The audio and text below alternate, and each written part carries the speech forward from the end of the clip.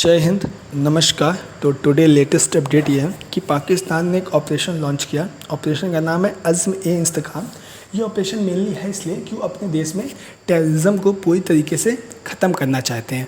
उनके देश में इतना ज़्यादा टेररिज्म फैल चुका है कि उनके ही लोगों, उनकी सिक्योरिटी फोर्सेस के लोगों को मार दे रहे हैं। उनके सिविलियंस भी खुद सुरक्षित नहीं है। इसलिए जो ऑपरेशन का नाम है अज़्म-ए-इंतकाम। इसका मतलब होता है कमिटमेंट ऑफ स्टेबिलिटी। मतलब वो अपने देश में आतंकवाद के खिलाफ एक स्थिरता चाहते हैं। वो नहीं चाहते कि आतंकवाद हमारे देश में पनपे, वो पूरा ख़त्म करना चाहते हैं। तो इनकी हिस्ट्री जानते हैं क्या? इनका ये पहला ऑपरेशन है? नहीं, इनका ये पहला ऑपरेशन नहीं है। 2002 में इन्होंने एक ऑपरेशन लॉन्च किया था। सेम ही कॉन्सेप्ट यही था कि टेररिज्म को अपने देश में ख़त्म करना है। तो उस समय इनके जो जनरल थे परवेज़ मुशर्रफ, तो 2002 से लेके 2006 तक चला, मतलब लगभग 4 साल चला। उसका नाम था अल मीज़ान। फिर इनके कई सारे मिशन आए। जो इनका लास्ट मिशन था उसका नाम था रद उल फसाद, 2017 में आया था। उस समय इनके जो जनरल थे वो जावेद बाजवा थे। और जो इनका ये वाला है ये 10th है। इसका नाम है अज़्म-ए-इंतकाम, मतलब 2024 में। अब हम मेनली समझते हैं कि ऐसे स्टार्ट क्यों हुआ। तो अगर आप थोड़ी टाइमलाइन समझें तो चाइना का डेलीगेट कुछ दिन पहले पाकिस्तान पहुंचा। उन्होंने कंसर्न जताया कि जो हमारे चाइनीज़ वर्कर है उनकी सेफ्टी नहीं है। अगर आपको थोड़ा बहुत याद हो, मार्च में अभी एक इवेंट हुआ था कि 5 Chinese worker Dasu hydro power plant में काम कर रहे थे, वो मार दिए जाते हैं। होता क्या है कि जो चाइनीज़ वर्कर वहाँ काम कर रहे होते हैं, वहाँ पे एक पाकिस्तानी ड्राइवर आता है, उसकी गाड़ी में बम होता है, वो उसको खुद के साथ उड़ा लेता है। तो वो बहुत बड़ा इवेंट हो गया, पूरा इंटरनेशनल मीडिया भी उसको छापा।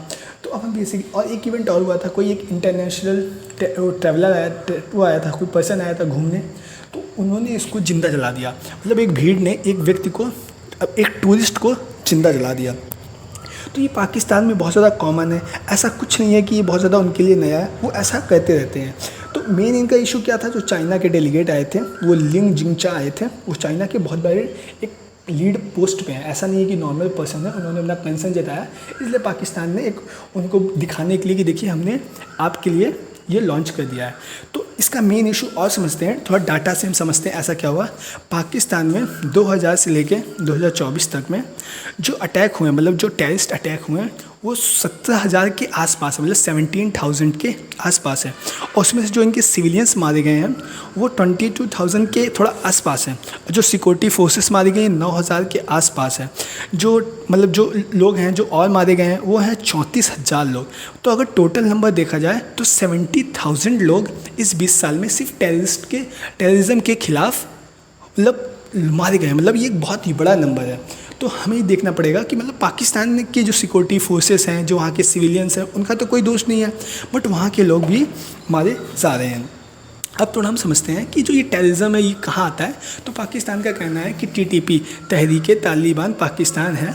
तो जो ये पाकिस्तान से वो जो आते हैं इमाइग्रेट कर लेते हैं और यहाँ पे आके टेररिज्म फैलाते हैं। जो इनका बताया गया, इन्होंने अभी आप थोड़ा नंबर समझे, पाकिस्तान से ही रिपोर्ट आई थी कि अप्रैल में, मतलब लास्ट अप्रैल में इन्होंने 7500 ऑपरेशन लॉन्च किए, जिसमें से उन्होंने 180 टेररिस्ट को टारगेट कर रहे थे। मतलब 7500, इनका जो पूरी फोर्सेस है 7500 मिशन लॉन्च करती है 180 टेररिस्ट को मारने के लिए। तो जो मेन रीज़न है, जैसे हो गया सिंध हो गया, बलूचिस्तान हो गया, पश्तून खैरवा हो गया, तो ये इनके इवेंट है।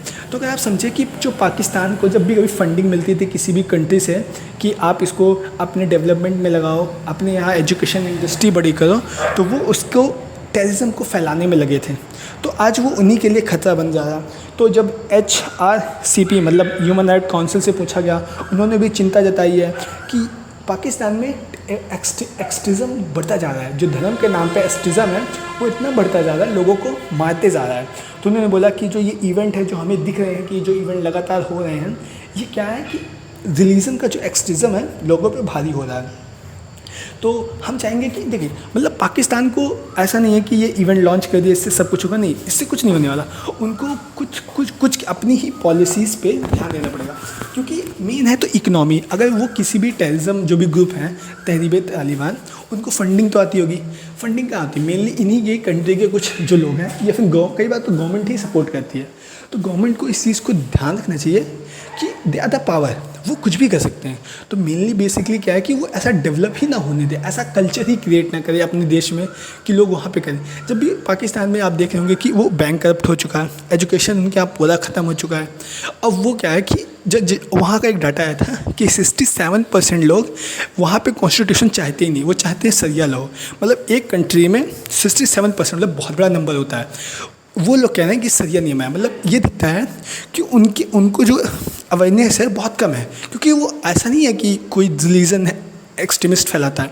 जो वहाँ के लोग हैं उनके ऊपर नशा कर रहा है, कोई रिलीजन गलत नहीं सिखाता, बट ये उनको समझना चाहिए कि कोई देश एक कॉन्स्टिट्यूशन से चलता है, एक रूल और लॉ से चलता है। क्योंकि मेन बात है आप अवेयरनेस नहीं फैला रहे, वो अपने देश में अवेयरनेस एजुकेशन फैलाएं और सारे हैं। बट पाकिस्तान में क्या है कि एक ही ऑक्यूपेशन लोगों को दिख रहा है, टेररिज्म, लोगों को मारना। मतलब ये सोल्यूशन नहीं है, लास्ट में वो आपको ही मारेंगे ना, क्योंकि आप नहीं बन पाए। जब उनके पास फंडिंग नहीं आएगी, जैसे जब पाकिस्तानी बैंक करप्ट हो गया तो उनकी फंडिंग कौन कर पाएगा? जब उनकी फंडिंग कोई नहीं करेगा तो उसके लिए कुछ ना कुछ तो करेंगे, वो अपने ही देश में लोगों को फायर बैक करेंगे। तो उनको ही समझना चाहिए कि कोई और वे निकाले। जैसे इंडिया ही है, इंडिया ज़ीरो टॉलरेंस पॉलिसी करता है किसके लिए? टेररिज्म ख़त्म करने के लिए। वो कोई ऐसा नहीं इफ़ एंड बट उसके केस में कुछ नहीं होता, उसके केस में सिर्फ ज़ीरो टॉलरेंस होता है।